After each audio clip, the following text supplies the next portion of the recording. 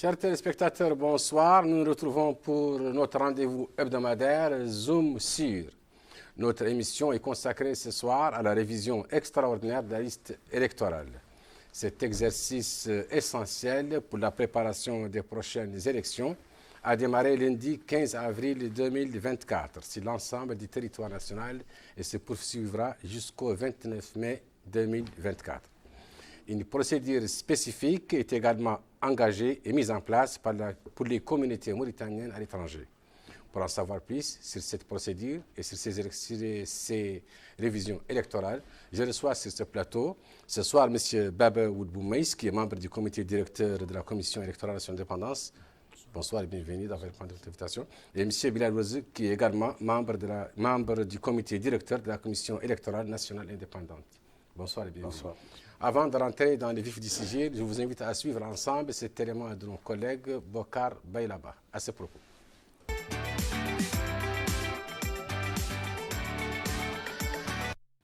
La Commission électorale nationale indépendante s'apprête à organiser l'élection présidentielle. En perspective de cette échéance électorale, la CENI a retroussé les manches en prenant toutes les dispositions nécessaires et qu'elle est entièrement prête à organiser l'élection dans un climat transparent, libre et équitable, selon le calendrier spécifique retenu après une large consultation avec toutes les parties prenantes et les partenaires.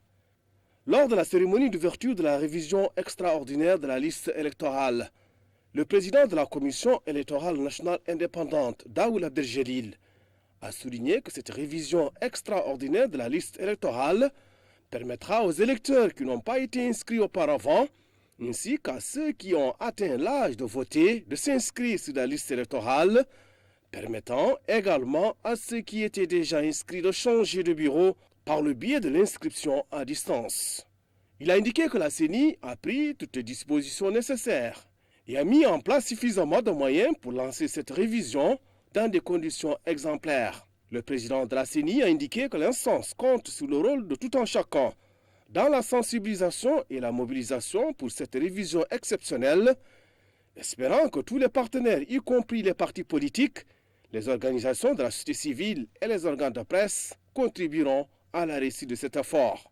Selon les délibérations émises ces derniers jours par le comité directeur de la CENI, la révision de la liste électorale se poursuivra jusqu'au 29 mai, tandis que la révision pour les communautés à l'étranger commencera à partir du 25 avril jusqu'au 29 mai 2024.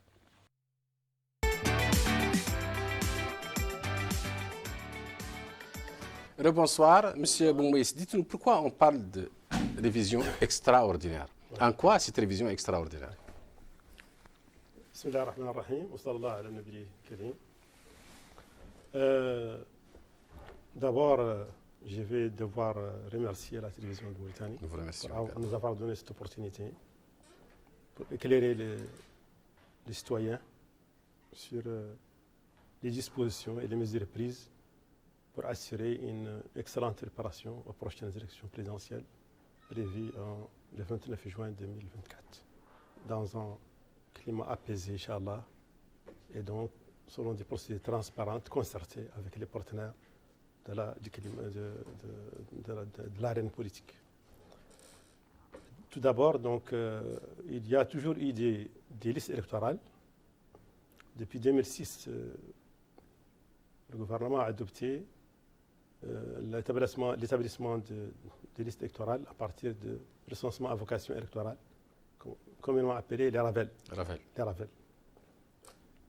Avant 2006, il y avait disposition de la loi qui prévoyait des périodes sur lesquelles cette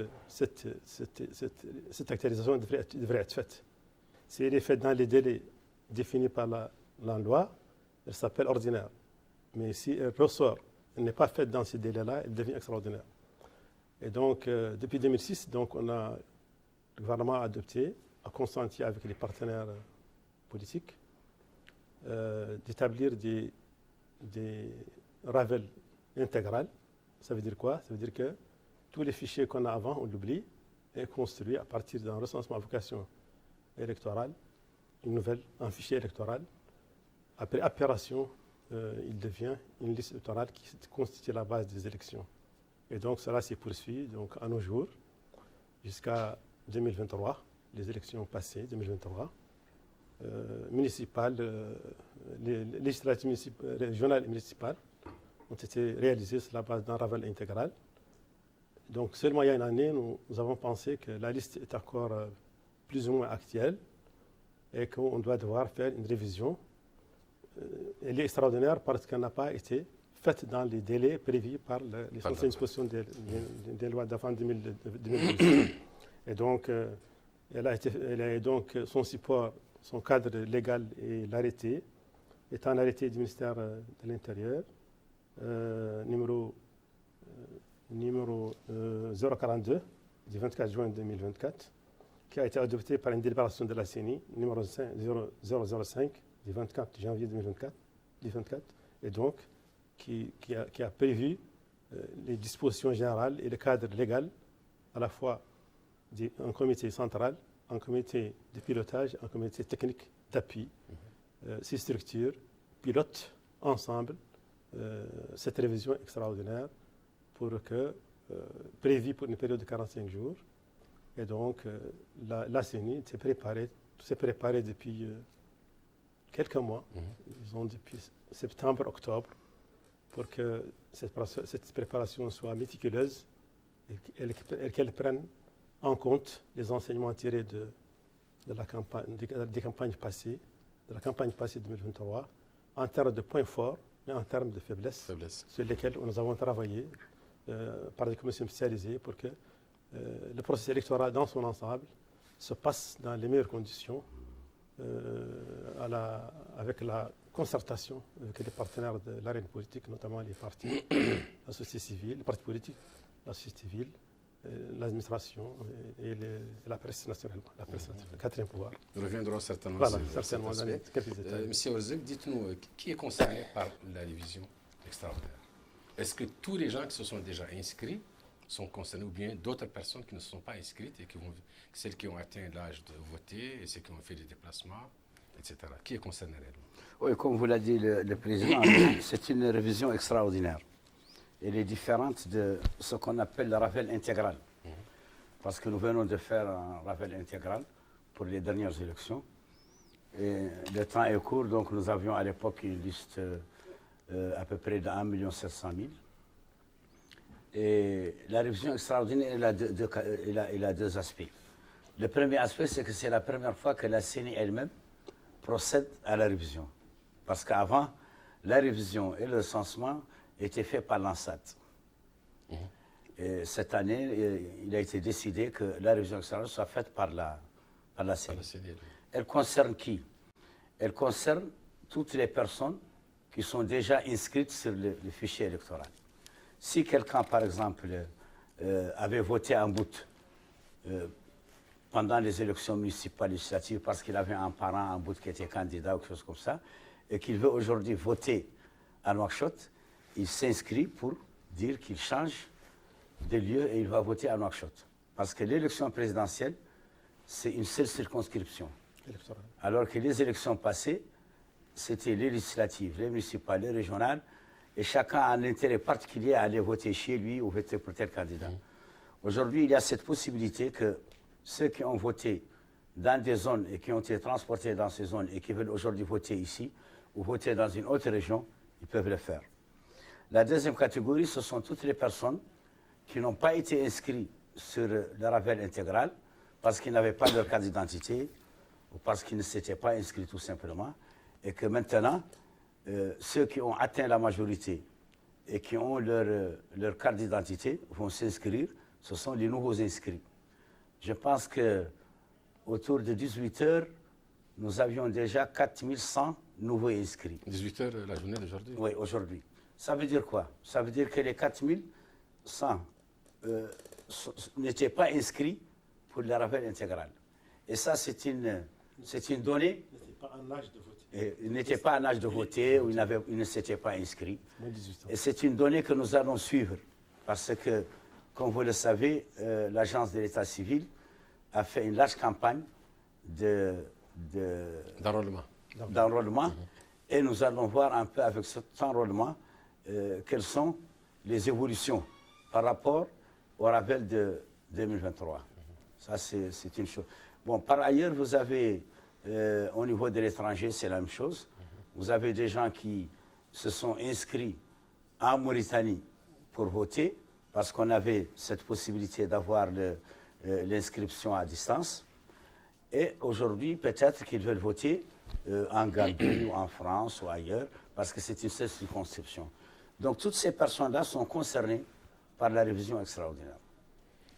Si je comprends bien, les personnes qui se sont déjà inscrites n'ont pas besoin de venir s'inscrire de nouveau. Très bien, très bien. C'est-à-dire que, comme la liste électorale est tout à fait récente, elle date de 2023, il y a donc 1 million, un peu moins de 1,8 million qui sont inscrits à cette liste. Naturellement, il y a des gens qui ont migré, qui sont passés à l'étranger, d'autres sont décédés. Donc il y a un solde net, mais il y a aussi ce qu'il vous disait, ceux qui n'étaient pas en âge de voter, qui ont atteint l'âge, qui sont estimés à plus de 300 000. Et donc, il y a eu ici la forte campagne engagée par les services compétents.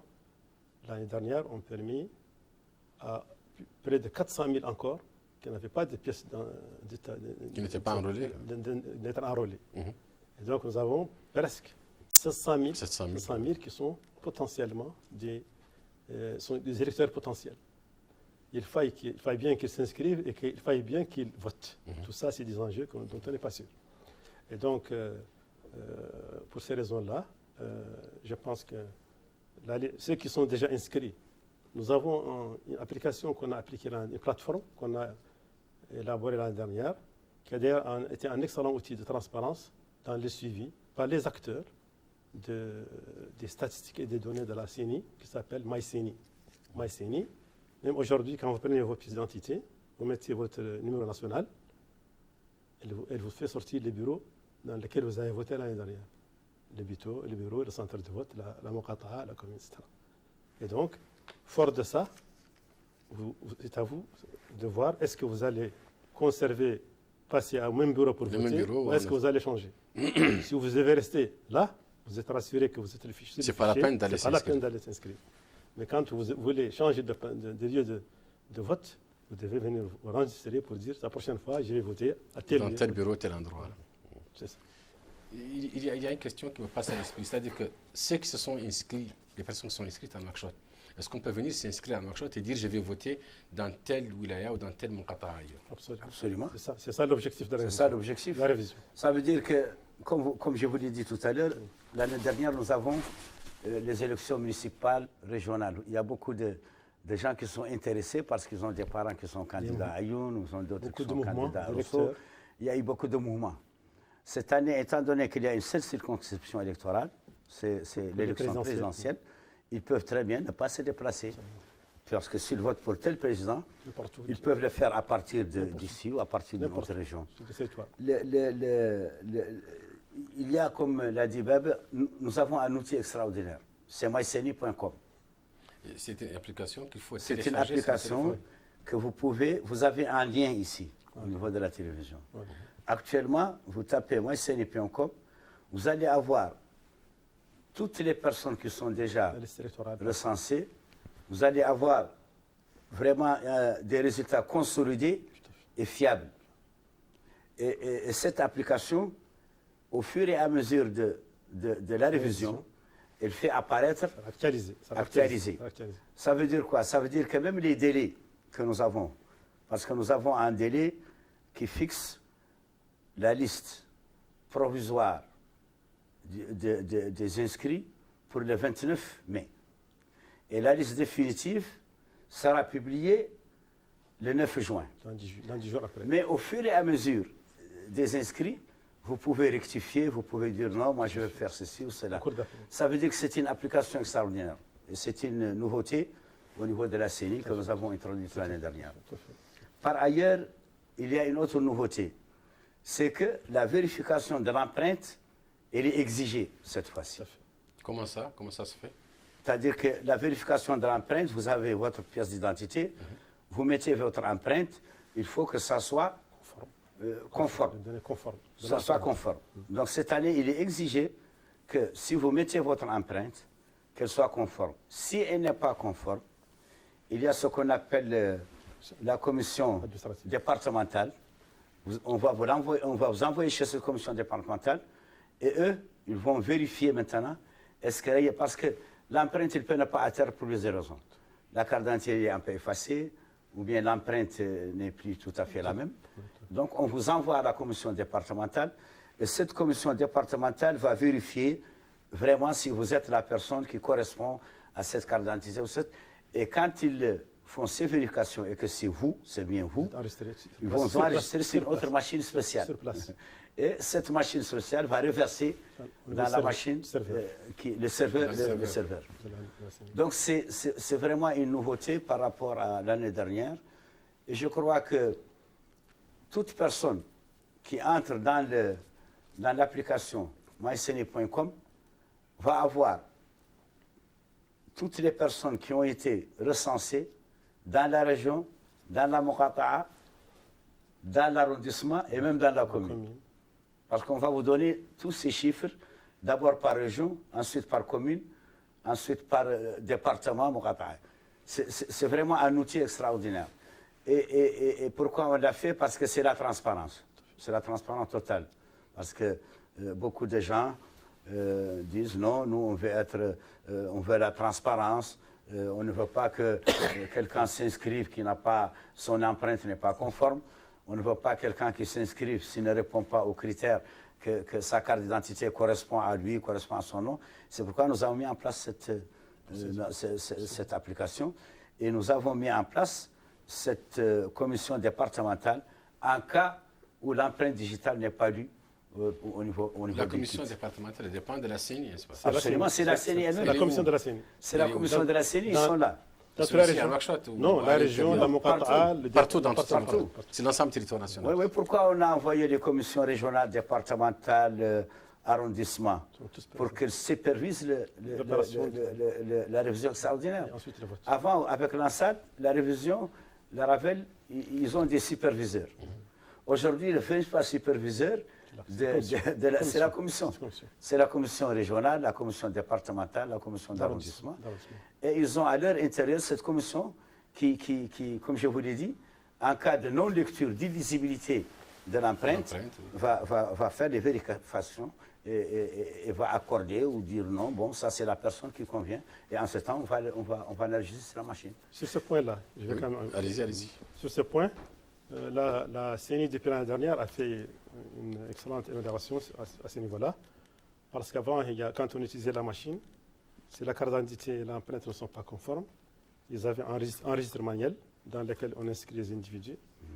Et donc, ça a causé beaucoup de possibilités de tricage, de pression des électeurs. On peut mettre, au lieu de 1, on peut mettre 500 ou 600 et mettre ça dans le compte de X ou Y. Maintenant, le recenseur a une seule tâche, s'assurer que c'est conforme. Vous enregistrez, ça va directement vers le serveur. Ce n'est pas conforme, c'est la commission qui va arbitrer. Donc lui, il n'a plus d'influence sur l'exercice. Et donc la commission va arbitrer, elle va savoir. Donc c'est des gens aussi, ce sont des gens qui ont prêté serment. Nos commissions ont prêté serment. Ils sont assermentés. Et également, ils comprennent en leur sein un informaticien qui est le superviseur direct de l'agent recenseur. Et donc, quand ils se concertent, deux au moins doivent témoigner qu'il s'agit de cette personne. OK, à ce moment, elle est enregistrée. Sinon, elle est refusée. Mieux encore, quand on a le fichier électoral, avant d'aller à la liste électorale, nous recoupons les numéros nationaux avec les fichiers de l'agence de l'état civil, pour s'assurer également que les morts ne sont plus là, que les doubles comptes ne sont pas là, etc. Oui. Donc, c'est vraiment tous les doublons, les décédés vont être éliminés des fichiers. Donc, il y a vraiment des améliorations à ce niveau-là. C'est un travail, je pense, extraordinaire. Nous avons, pour ce travail, à peu près 400 recenseurs. Tout à fait. 309 bureaux qui sont servis. Oui. Ils ont 91 de réserves pour suppléer aux empêchements des... C'est-à-dire que les 400 recenseurs couvrent à peu près tous les points de recensement. Les points de recensement aussi, c'est la même chose. Vous allez sur l'application, ils vont vous donner tous les points de recensement du Hod, de Tir-Zemour, de la Saba, ainsi de suite. Même au niveau des communes. On va vous dire telle commune, vous avez tel bureau, il y a un dispensaire, il y a une école, il y a ceci, il y a cela. Ça veut dire que c'est... Vous savez, les outils aujourd'hui qui sont à disposition peuvent beaucoup faciliter beaucoup de choses. Beaucoup de choses ont changé. Et nous avons heureusement une équipe très jeune, des gens dynamiques qui sont très bien. Le directeur de l'ADIF, Varouk, c'est un excellent garçon. Et ils font du très bon travail sur ce plan. Qui a été associé? Est-ce que vous avez associé les acteurs politiques, la société civile, les médias? Qu'est-ce qui a été associé à cette opération? La séparation. D'abord, le premier indice, c'est l'élément qu'on a visionné maintenant, où le président parlait. Cette cérémonie-là, la CENI a invité les partenaires de l'opération électorale, les cycles électoraux, notamment il y avait des représentants de l'administration, des partis politiques, la société civile, les médias, et donc la presse, tout le monde était là. Corps diplomatique. Et donc nous étions là, on les a invités parce qu'elles sont partie prenante de l'exercice. Et pour signifier le démarrage effectif de la révision extraordinaire de l'électorale, et pour aussi appeler chacun à jouer son rôle dans la sensibilisation, dans la mobilisation, pour que vraiment ce soit une campagne réussie. Également, que la CENI les invite à l'accompagner pour que s'assurer que tous les processus sont transparents de bout en bout et qu'il est exécuté conformément aux dispositions des textes en vigueur. Et éviter de se réveiller un bon matin, de voir des résultats et se dire d'où vient ça, là, on n'a rien jamais vu, etc. Donc, en tout cas, mieux encore, même quand on préparait le calendrier du cycle électoral, on a invité les partis politiques, on a importé la presse et l'état civil, la société civile, et donc toutes les suggestions-là, on a fait passer le présent calendrier, tenant compte des échéances vraiment maximales avant l'hivernage. Je pense qu'en termes de collaboration, mieux encore, quand on a fait l'exercice passé en 2023, nous avons élaboré un rapport conformément aux dispositions de la loi qu'on transmet au président de la République et donc aux partis politiques, les sites et tous les partenaires du cycle électoral. Les partis nous ont demandé une séance, une cérémonie d'évaluation. Et donc, on les a reçus. On a donc présenté exactement les points forts et les points faibles du processus. Et tous étaient là pour critiquer, pour dire qu'on a tenir compte, nous aussi, des enseignements nécessaires à prendre en service pour améliorer le prochain cycle. Voilà. Pour les Mauritaniens de l'étranger, il y a une campagne qui va s'ouvrir. Ou elle a déjà démarré effectivement avec celle-là. Ce n'est pas simultané. Nous venons de terminer il y a 2 jours la formation pour les présidents et les membres des commissions électorales à l'étranger. Et nous sommes actuellement en train de les faire partir dans les différents pays où ils vont commencer à travailler. L'astuce, c'est que très souvent, pour avoir les visas rapidement, on s'appuie un peu sur le ministère des Affaires étrangères. Mais nous avons aussi des membres dans les commissions qui n'ont pas besoin de visa. Et généralement, ces membres-là, on les envoie plus vite que les autres. Et ils travaillent en concertation avec les ambassades et ils préparent un peu le terrain avant que les autres n'arrivent. Donc, certainement, la révision provisoire va commencer à partir du 25. Inch'Allah. 25 avril. Oui, elle se terminera donc le 29 mai. Il se trouve aussi qu'à l'étranger, les choses sont facilitées parce que l'année dernière, nous avons fait un rappel presque intégral au niveau de l'étranger. C'est-à-dire que toute personne qui veut s'inscrire et qui veut voter a été inscrite l'année dernière. Comme vous le savez, chez nous, ce n'est pas obligatoire ni obligatoire de voter. Mais en tout cas, toutes les personnes qui sont désireuses de s'inscrire et de voter ont déjà voté. Pour rebondir à la question que vous avez posée au président Bebe, nous sommes partis de 2 choses. La première chose, depuis 2023, c'est que nous respectons l'accord politique qu'il y a eu entre le gouvernement et les partis politiques. Et nous avons tout fait pour que la CENI ne soit pas, en tout cas, elle qui va un peu fausser cet accord. C'est pourquoi nous avons fait le maximum de contacts avec les partis politiques, avec la société civile, et nous avons été extrêmement ouverts à l'ensemble. Et nous avons bien collaboré aussi avec le ministère de l'Intérieur sur ce plan. Jusqu'à ce qu'à un moment donné, peut-être les partis politiques, certains pensaient que tout ce qu'ils disent à la CENI, on va l'exécuter. Or, nous sommes des arbitres. Mais il est vrai qu'on a tellement ouvert le débat avec eux, tellement nous nous sommes enrichis de ce qu'ils nous reprochent, que suite à l'évaluation dont a parlé Bab tout à l'heure, tout le monde vraiment était à l'aise après cette évaluation. Nous, on leur a dit, nous n'avons rien à cacher. On va faire une évaluation pour ce qui s'est passé en 2023 et nous allons faire une projection pour ce qui va se passer en 2024. Donc, toute proposition est la bienvenue. Et nous avons enregistré tout ça et c'est avec ça que nous avons fait notre chronogramme, que nous avons notre programme pour les élections de 2024. Est-ce que allez-y. Au même titre que la révision extraordinaire est régie par un arrêté du ministère de l'Intérieur, la révision extraordinaire à l'étranger est également régie par un arrêté conjoint du ministre des Affaires étrangères, du Mauritanie de l'étranger et du ministère de l'Intérieur. C'est ce cadre-là qui définit les circonscriptions électorales. C'est presque les 4 continents, Afrique, Europe, Asie, Amérique, et dans lesquels il y a un certain nombre de pays dans lesquels l'opération sera réalisée. Si vous voulez qu'on parle un peu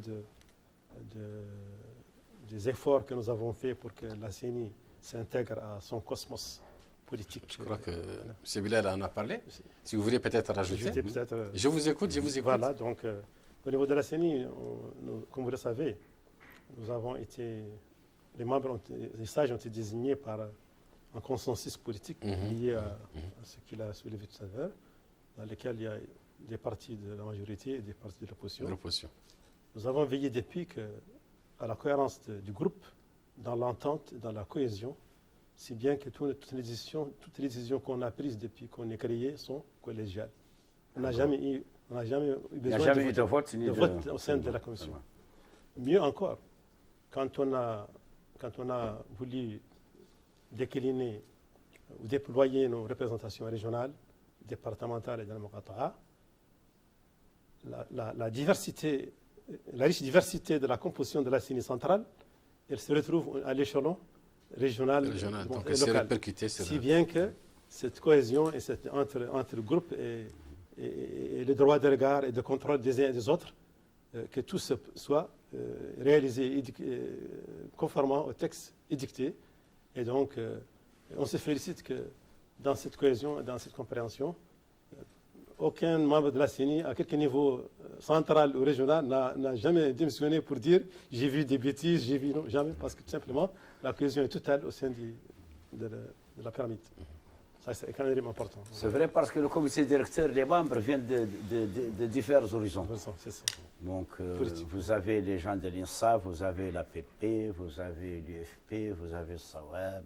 La majorité et l'opposition. Vous avez Tawassul et tout ça. Donc, mais on a vraiment travaillé en symbiose. Ce qui fait que, d'abord, nous avons géré. Donc, une fois que nous sommes là-bas, les étiquettes, un peu, on les enlève.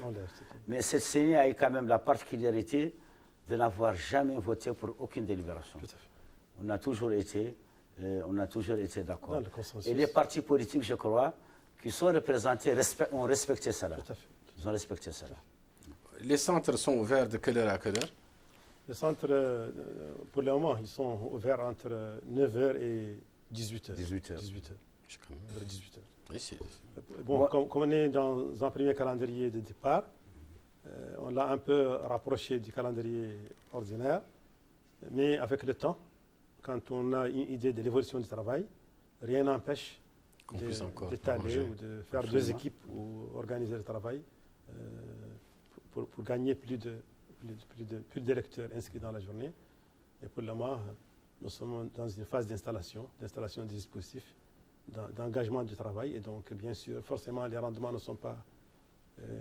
le comité de suivi nous dira à un certain moment que la stratégie dans 45 jours va atteindre cet objectif, où il faut injecter des correctifs dans les dispositifs pour qu'en soit ainsi.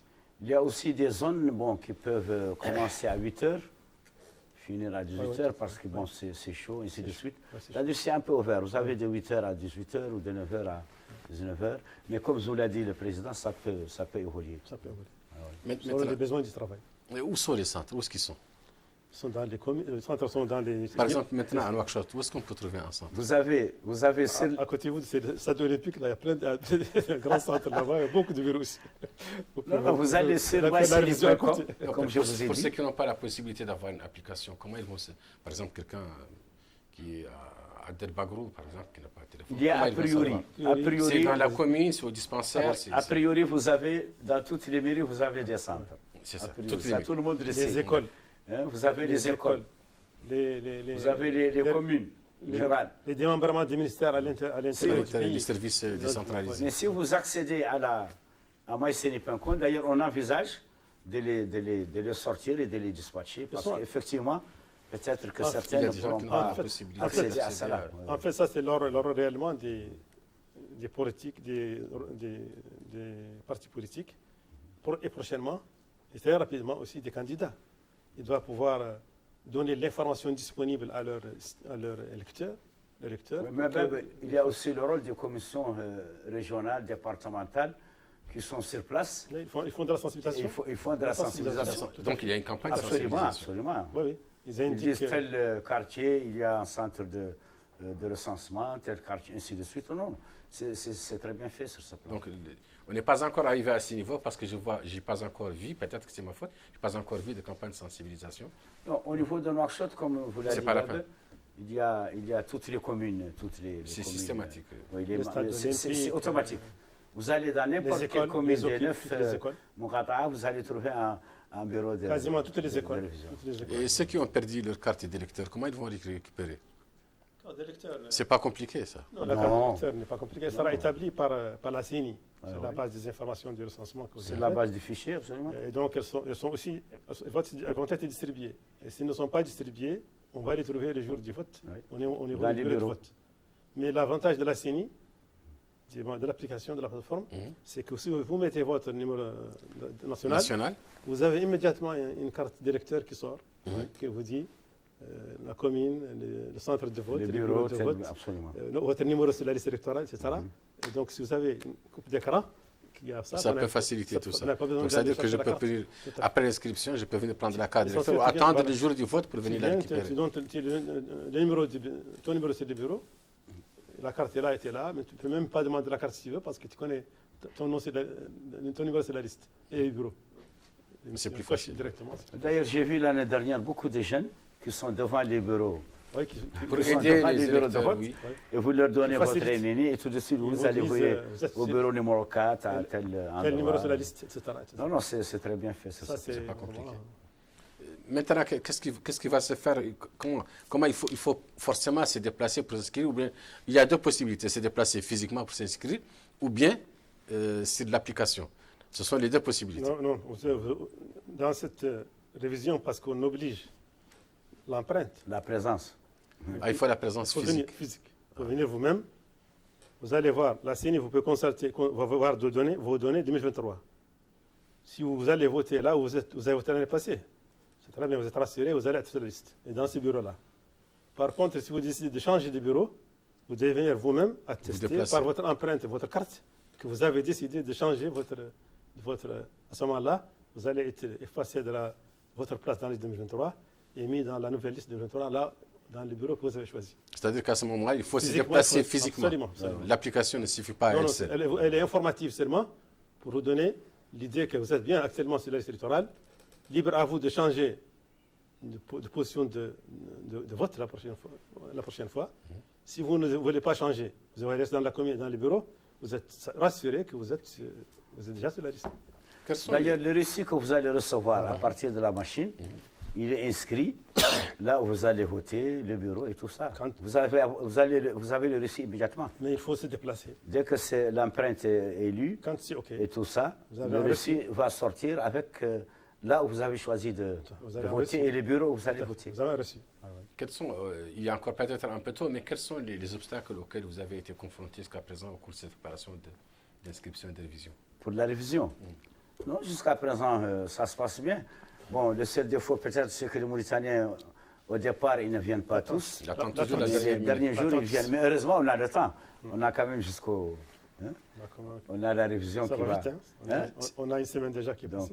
C'est comme ça qu'ils raisonnent, les Mauritaniens. Ils vont se dire, vous venez de dire on a le temps. Eux aussi, ils vont se dire on a le temps. Rien n'est passé. C'est toujours la dernière minute qu'il y a des bousculades. Et je crois que ça se présente bien. Notre appel, nous, ce que souhaite la CENI et ce qui est conforme également à ce qui a été soulevé, les recommandations de son président dans le cadre de la cérémonie qui a regroupé les acteurs du cycle électoral, c'est que il faut qu'il y ait une mobilisation très rapide, parce que nous avons presque 1,8 million qui sera avec les nouveaux qui ont l'état civil. Probablement, ça va être augmenté. Et s'il n'y a pas une forte mobilisation sur l'inscription de la liste, nous aurons des taux de participation qui seront très médiocres. Et donc, il envoie de l'intérêt des candidats et des citoyens d'exprimer leur vote, leur choix, le moment à venir, en s'inscrivant, en s'assurant qu'on est bien inscrit sur la liste électorale. Parce que si vous n'êtes pas sur la liste électorale, votre voix ne compte pas. Et si un citoyen dont la voix ne compte pas, il est à la touche. C'est lui qui se met à la touche. En tout cas, la CENI fait tout pour rapprocher les services d'inscription au plus proche des citoyens, mais on ne peut pas forcer quelqu'un, l'embrigander pour venir s'enregistrer. Ça reste un choix personnel. Le rôle des acteurs politiques. Les acteurs politiques, c'est de susciter, la société, c'est de mobiliser. Participer à la mobilisation. Et vous, la presse, les médias, de faire passer les messages que vraiment ces enjeux prochains sont des enjeux importants pour le pays. Il s'agit d'une élection présidentielle. Élection présidentielle, c'est vrai. Et donc, vous savez ce que ça. Et donc, il envoie pour chaque partie prenante dans ce cycle, qui a un rôle dans ce cycle électoral, doit jouer son rôle pour que vraiment notre pays fasse le choix de l'homme élu par les Mauritaniens pour garantir le quinquennat prochain la gestion des affaires du pays. Il y a aussi deux choses sur lesquelles nous travaillons beaucoup. C'est la facilitation pour les électeurs de lire un peu les bulletins de vote. Et la facilitation pour les présidents des bureaux de vote et leurs assesseurs de bien remplir les procès-verbaux. Nous avons fait en sorte de faciliter sur le plan technique, sur le plan d'alléger un peu les deux documents pour que nous diminuions le nombre de bulletins nuls, parce qu'en dernier, il était quand même assez fort, et en même temps pour aider nos présidents des bureaux de vote à bien remplir les procès-verbaux. Ça, sur ce plan, nous avons travaillé, nous sommes en train de travailler là-dessus pour avoir le maximum d'allègement possible pour que les choses soient simples. Parce que les PV sont toujours un problème qui est soulevé par les candidats. Oui, vous savez, l'année dernière, je pense qu'il y a eu une confusion entre les procès-verbaux et les extraits. Les procès-verbaux existaient, mais les gens confondent les extraits. Et c'est vrai qu'il y a eu peut-être certaines zones où ils n'étaient pas disponibles, les extraits n'étaient pas disponibles suffisamment. Et on avait donné une consigne au président des commissions pour leur dire donnez ce qu'on appelle la capture d'écran pour l'extrait. Et comme ça, avec cette capture d'écran, les représentants des partis, parce qu'ils sont quand même assez nombreux, peuvent aller étirer un peu les extraits. Certains l'ont accepté, d'autres ont dit non, on n'a pas de temps. Mais en tout cas, on a donné cette possibilité-là. Mais cette année, ce sera beaucoup plus simple. C'est-à-dire que vous avez... C'était à 6 caisses. C'était à 6 heures. 6 heures, c'était compliqué. Ouais.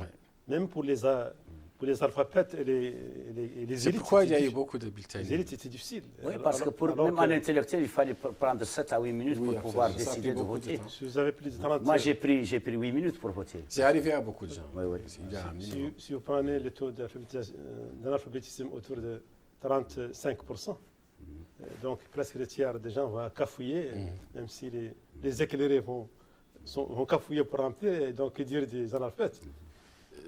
vous avez évoqué tout de suite les chiffres de 700 000, c'est-à-dire 400 000 plus 300 000. Vous misez à peu près sur combien d'inscrits parmi ces 700 000? À peu près. Bon, nous, je vous disais que comme le vote est un acte personnel, donc c'est la personne qui décide de voter ou de ne pas voter, au moins la moitié devait pouvoir inscrire. Laissant par ailleurs le fait que l'éloignement, la démotivation, la faiblesse de la sensibilisation, de la mobilisation, tout ça, peut jouer un rôle aussi parce que je ne vais pas perturber mon calendrier et mes affaires très loin pour aller. Il n'y a personne qui ne m'a pas transporté, ça me coûtait cher. Donc il y a beaucoup de gens qui sont retenus par des situations comme ça, qui n'ont pas la facilité d'aller au niveau du vote. C'est pourquoi le rôle des acteurs, c'est politique. Il faut en tenir compte. Il y a aussi un autre facteur, c'est que tout dépend, parce qu'ils ont délivré déjà presque, ils ont enrôlé plus de 400 000. Mais tout dépend du taux de délivrance des cartes nationales d'identité. Ça aussi. Parce que la délivrance, elle vient plus tard. Elle diffère de l'enrôlement. Et les autorités, en tout cas, font le maximum pour délivrer le maximum de cartes d'identité. Je pense qu'ils ont des chiffres très précis au niveau du ministère de l'Intérieur. Et je pense qu'ils facilitent même au niveau des centres aussi, avec cette application qu'ils appellent Houilleti. Quand vous avez votre NNI, vous pouvez rentrer et vous pouvez vous faire délivrer la carte d'identité. Donc ça dépend du nombre de cartes d'identité délivrées. Déjà délivrées. Parce que vous ne pouvez pas voter sans la carte d'identité. Voilà. Il n'y a pas autre chose, il n'y a que la carte d'identité. Le passeport. Non, il y a le passeport. Ce sont les CRPS qui peuvent permettre. Je pense que même les permis, non, il n'y a pas. Non. Les permis, non. Le passeport et la carte d'identité. Ce sont les seuls moyens, je pense. Et quels sont les enjeux les défis auxquels on fait face maintenant, les enjeux? Parce que cette campagne, cette révision extraordinaire doit mobiliser beaucoup de gens, beaucoup de moyens financiers. Ça me pousse à vous demander, qu'est-ce que les partenaires étaient venus faire dans l'élément que vous venez de voir tout de suite là? Bon, comme vous savez, les élections dans tous les pays intéressent tous les partenaires de développement. Parce qu'ils participent au présent et à l'avenir du pays en s'inscrivant dans les priorités sectorielles et de développement du pays. Et l'élection, comme vous le savez, est un facteur. C'est d'abord le libre choix des électeurs, c'est la démocratie. Et donc, ils font de la promotion de la démocratie, comme nous en avons fait un choix déjà depuis 1991. Et donc, on est en train d'améliorer au fur et à mesure. Donc, ils sont insérés dans les cycles électoraux parce qu'ils envoient de la stabilité des pays eux-mêmes et de renforcement de la démocratie et des libertés. Et donc, dans ce cadre-là, nous avons eu donc des partenaires qui se sont intéressés, qui ont approché la CENI et donc qui sont offerts leurs services pour apporter de l'assistance technique dans la préparation des différents cycles électoraux, nous appuyer techniquement en partageant avec nous l'expérience des pays du monde, qu'ils soient plus ou moins très développés ou avec beaucoup de similitudes aussi à notre niveau de démocratie. Et donc, nous avons donc naturellement accepté. Et donc, dans ce cadre-là, ils appuient sur l'assistance technique pour préparer des supports, les supports et les différents matériels électoraux, et donc pour partager l'expérience également de mise en œuvre et d'exécution des élections. Et aussi, c'est presque un œil extérieur qui, à travers des observateurs à la fois nationaux et extérieurs, va devoir un jour dire oui, ce processus s'est exécuté selon les normes réellement. Nous n'avons rien vraiment. L'ouverture est totale. Les outils de gestion de l'information sont bien transparents et on peut certifier que la CENI a été vraiment à la hauteur. Voilà, la gouvernance du processus est excellente. Oui, heureusement pour nous, en Mauritanie, les élections, ça a été toujours un acte de souveraineté. D'abord. C'est pourquoi nous n'avons jamais eu de problème au niveau des élections pour leur financement. mais il est vrai que nous sommes appuyés par beaucoup de partenaires. C'est le PNUD un peu qui coordonne toutes les actions des Européens, des Américains, tout ça qui peuvent aider. Effectivement, ils nous aident. Nous avons déjà une expertise du PNUD qui est avec nous à la CENI, qui aide. Des sessions de formation. Nous avons IFS américaine qui aide pour la formation des formateurs. Donc, ils vont commencer d'ailleurs bientôt. Non, nous avons l'Union européenne qui va envoyer une mission d'expertise, je crois de 3 ou 5 membres. Et nous avons eu la chance l'année dernière que, vous savez, les observateurs nationaux et internationaux, le plus souvent, les observateurs internationaux, ils appuient sur ce qui s'est passé à l'étranger. Parce qu'ils partent de ce qui s'est passé à l'étranger pour dire, voilà, il y a la transparence, il y a une inclusivité, il y a ceci. Et il y a les normes. Et l'année dernière, on a eu cette chance que les observateurs étrangers ont très bien suivi les élections à l'étranger et ont constaté qu'elles se sont très bien passées, qu'elles étaient transparentes. Et très souvent, ils font des projections à partir de la crédibilité de ce qui se passe à l'étranger, c'est ce qui va se passer à l'intérieur. Sur ce plan, je pense que dans l'ensemble, pour nous, ça va, en ensemble. C'était donc le mot de la fin. Chers téléspectateurs, je vous remercie d'avoir suivi cette émission. Je rappelle qu'elle était consacrée à la révision extraordinaire de la liste électorale. Mes invités étaient donc M. Babou Boumouis, qui est membre du comité directeur de la Commission électorale indépendante. Merci d'avoir participé à ces débats et de l'avoir enrichi. Le deuxième invité est aussi M. Bilal Ouarzik, qui est membre du comité directeur de la Commission électorale indépendante. Merci également. Je vous remercie. Je vous remercie, vous, chers téléspectateurs, et à bientôt, Inch'Allah. Continuez de suivre en attendant les émissions de votre télévision Al Mauritania, et à bientôt, Inch'Allah.